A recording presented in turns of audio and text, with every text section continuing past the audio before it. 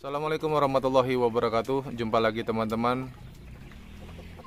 Di video kali ini saya akan bahas tentang bagaimana caranya agar anak ayam itu cepat besar. Ada beberapa faktor yang mendukung ayam atau anak ayam itu cepat besar. Sebelum kita lanjutkan videonya, jangan lupa klik tombol subscribe, nyalakan lonceng notifikasi agar kalian bisa mendapatkan video-video terbaru dari channel ini. Dan jangan lupa klik like-nya sebagai bentuk dukungan kalian. Dan satu lagi, buat beli kopi om. Baiklah teman-teman, sebelum saya lanjut ke intinya pembahasan bagaimana caranya agar anak ayam atau ayam kampung ini cepat besar ya. Kita yang pertama harus tahu tujuan dulu. Kenapa sih alasannya saya pengennya ayam kampung ini cepat besar? Kalau menurut saya hanya dua ya. Tapi mungkin kalau ada teman-teman yang tidak sepakat, silakan nanti tulis di kolom komentar. Yang pertama itu yang jelas kita ingin cepat panen ya.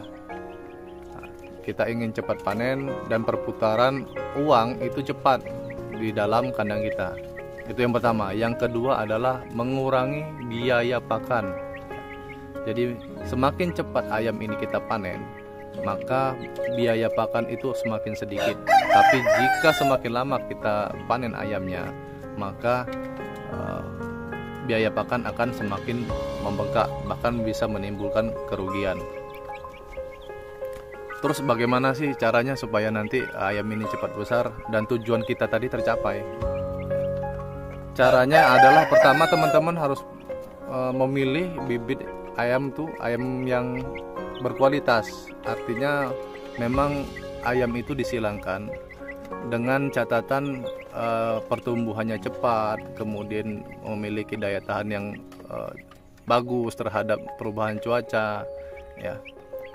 Jadi harus seperti itu, memiliki bibit yang berkualitas. Bisa teman-teman peroleh anak ayam atau DOC tersebut di daerah teman-teman melalui peternak-peternak lokal yang ada ya.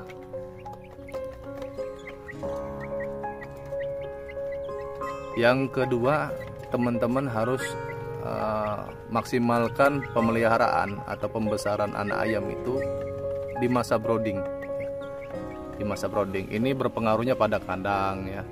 Kandang brooding itu teman-teman harus buat kandang yang memang benar-benar bisa menjaga suhu kehangatan di dalam kandang, sehingga ayam itu dia akan aktif bergerak, makan, minum, kemudian istirahat ya, kemudian makan lagi ya. Jadi di masa brooding itu silakan teman-teman genjot pakai pakan yang proteinnya yang bagus, yang tinggi ya, minimal 21, 22, 23 itu udah bagus lah ya. Kalau saya pribadi 1 bulan pertama lebih baik kita pakai pakan broiler ya, BR1. Nah, sisanya nanti masuk 1 bulan ke atas, silakanlah teman sekreatif mungkin, mau pakai campur ampas tahu, mau pakai nasi, mau pakai dedak, mau pakai jagung. Yang jelas nanti tetap purnya jangan 100% dihilangkan ya, bisa dikasihkan 30% atau 40% lah, sehingga kebutuhan nutrisi ayam itu tidak berkurang dan ayam tidak kurus. Jadi maksimalkan langkah yang kedua adalah maksimalkan masa brooding ya teman-teman ya. Nah, jadi teman-teman harus punya kandang brooding yang bagus. Tapi kalau ada yang tanya, bang, masa brooding itu apa sih katanya? Mungkin ada yang belum tahu ya. Ini saya jelaskan. Untuk masa brooding sendiri itu ialah dimana ayam atau anak ayam yang usianya 1 hari sampai dengan 30 hari itu sangat membutuhkan kehangatan seperti induknya ya. Jadi kandang brooding itu fungsinya adalah sebagai induk pengganti ya, induk pengganti yang kita buat sendiri. Jadi jangan sampai nanti ayamnya kedinginan ya, terus juga terlalu kepanasan juga nggak bagus ya teman-teman. Jadi memang diatur suhunya itu normal, rata-rata kalau di dalam kandang saya pernah sampaikan itu antara 32 dan 33 ya. Dengan ventilasi lah, berikan ventilasi lah pada kandangnya. Kalau memang dia tertutup, itu teman-teman harus sering-sering cek ya. Sering-sering cek apakah nanti dia kepanasan, apakah nanti dia kurang hangat ya.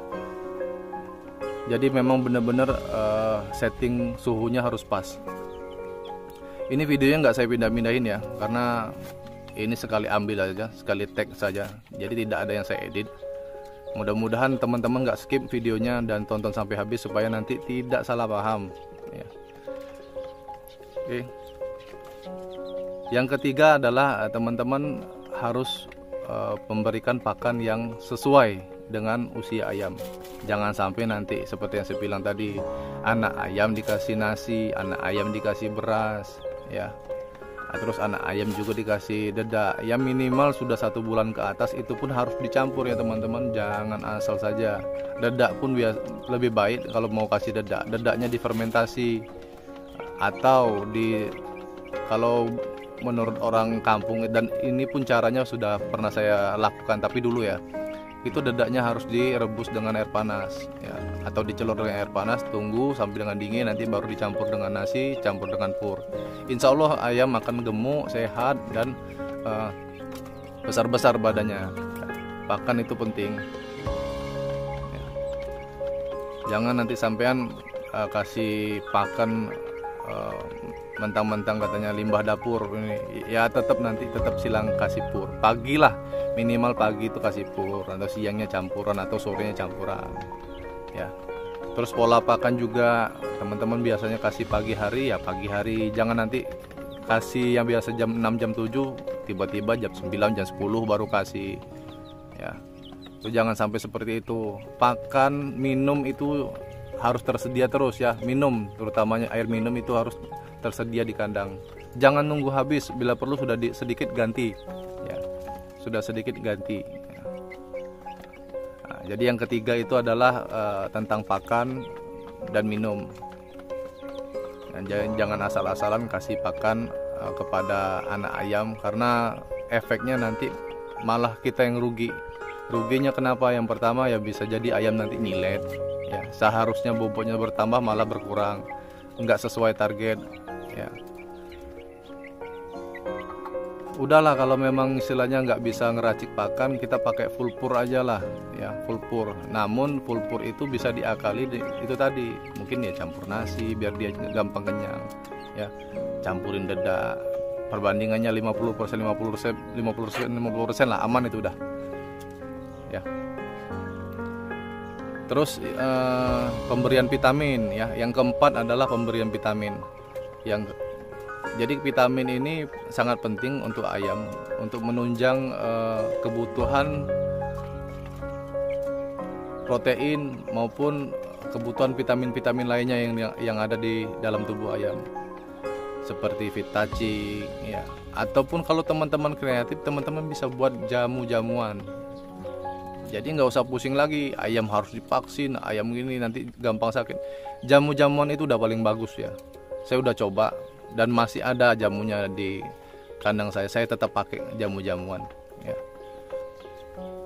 Gampang kok bikin jamu-jamuan. Bila perlu nanti kalau memang teman-teman banyak yang setuju ini, nanti kita bikinlah videonya ya, tentang pembuatan jamu untuk ayam supaya tidak perlu lagi vaksin ya. Cukup kita kasih jamu-jamuan, ayam sehat sampai dengan panen. Ini nggak vaksin nih, ini ayam ini nggak vaksin ya, alhamdulillah nggak vaksin, ini tetap sehat ya. Jadi vitamin dan jamu-jamuan penting. Yang kelima adalah kebersihan kandang. Kebersihan kandang, teman-teman juga perhatikan kandang kalau udah mulai kotor dibersihin ya teman-teman ya. Tempat pakan, tempat minum tuh. Nih kalau udah kayak gini nanti kalau pada pergantian air ini dibersihkan ya. Nah, ini juga masih ada airnya. Nah, biasanya nanti di sini-sini ini ada bekas-bekas pakan atau lumut-lumut, itu disikat, dibersihin. Kalau nggak terlalu kotor ya pakai tangan aja. Tapi kalau udah kotor pakai sabun ya. Pakai sabun ya, minimal seminggu sekali lah. Seminggu sekali itu dibersihkan menggunakan sabun, supaya nanti kuman-kuman dan bakteri itu tidak masuk ke dalam tubuh ayam.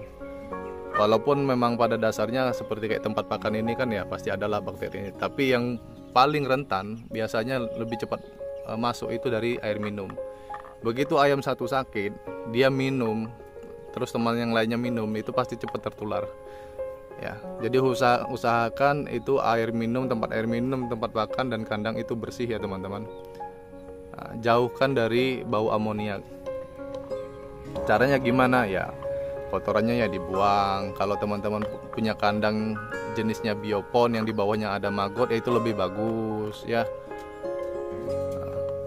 Ini pun rencananya kandang ini nanti mau saya buat biopon di bawahnya. Jadi nanti pada saat dia makan, kotorannya jatuh ke bawah dimakan oleh maggot. Maggotnya nanti malah dimakan untuk ayam lagi. Nah, justru proteinnya itu lebih tinggi. Terakhir adalah kapasitas kandang. Jadi pembuatan kandang atau teman-teman mempunyai kandang itu harus sesuai dengan jumlah ayam yang kita tampung ya, atau yang kita pelihara.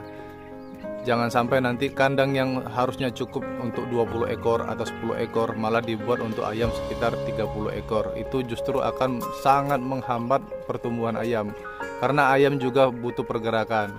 Namun juga kalau diletakkan di kandang yang terlalu luas, maka ayam juga bobotnya akan lambat naiknya ya, karena kebanyakan bergerak. Usahakan mempunyai kandang yang ukurannya pas ya, tidak terlalu lebar dan tidak terlalu sempit bagi ayam. Intinya nyaman ya.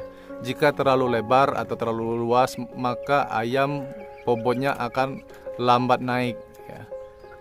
Jika terlalu sempit, maka ayam akan terhambat pertumbuhannya ya. Jadi ukuran kandang sangat berpengaruh ya. Di faktor terakhir sangat juga berpengaruh. Jangan diremehkan. Sekali diremehkan nanti akibatnya teman-teman akan mengalami masa panen yang lumayan mundur ya, bisa sampai 1 minggu, 2 minggu, atau yang kita khawatirkan di beberapa kasus itu ada anak ayam yang di usia 1 bulan itu sudah kanibal dikarenakan stres diakibatkan oleh karena kandang yang terlalu sempit.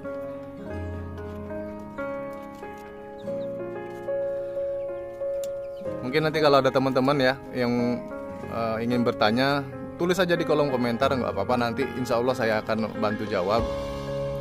Ataupun nanti bisalah main ke Instagram saya, cari saja Arya Reborn, itu ada Instagram saya. Tanya lewat DM. Soalnya kalau teman-teman nanya WA saya belum share secara publik ya, karena WA-nya baru 1, itu pun untuk kantor. Takutnya nanti keganggu tugas kantor dengan hobi ya, dengan usaha, hobi dan usaha yang terganggu. Jadi kalau kita mau beternak juga kita harus profesional, mana yang harus kita dahulukan, mana yang harus kita nomor 2 kan.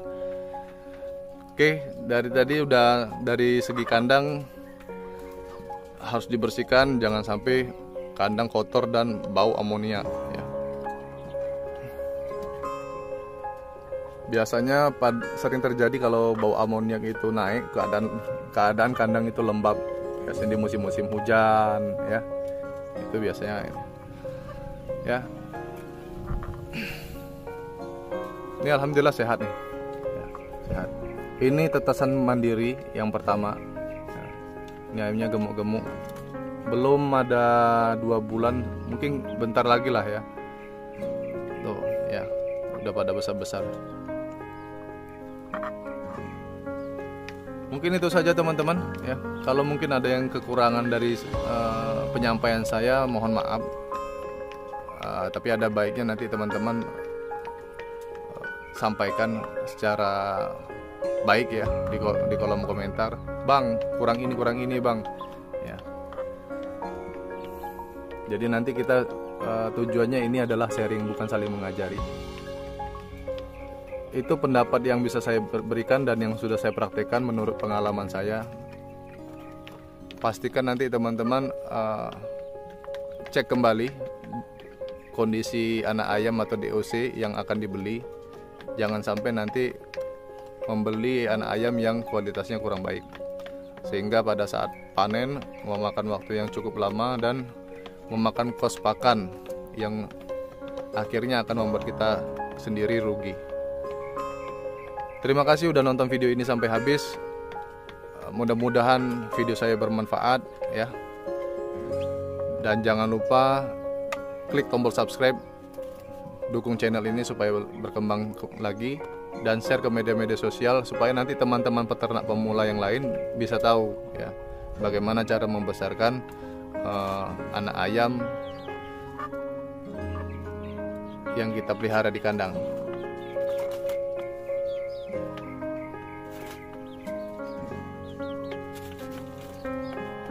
Oke, jumpa lagi di video selanjutnya. Saya ucapkan terima kasih. Assalamualaikum warahmatullahi wabarakatuh.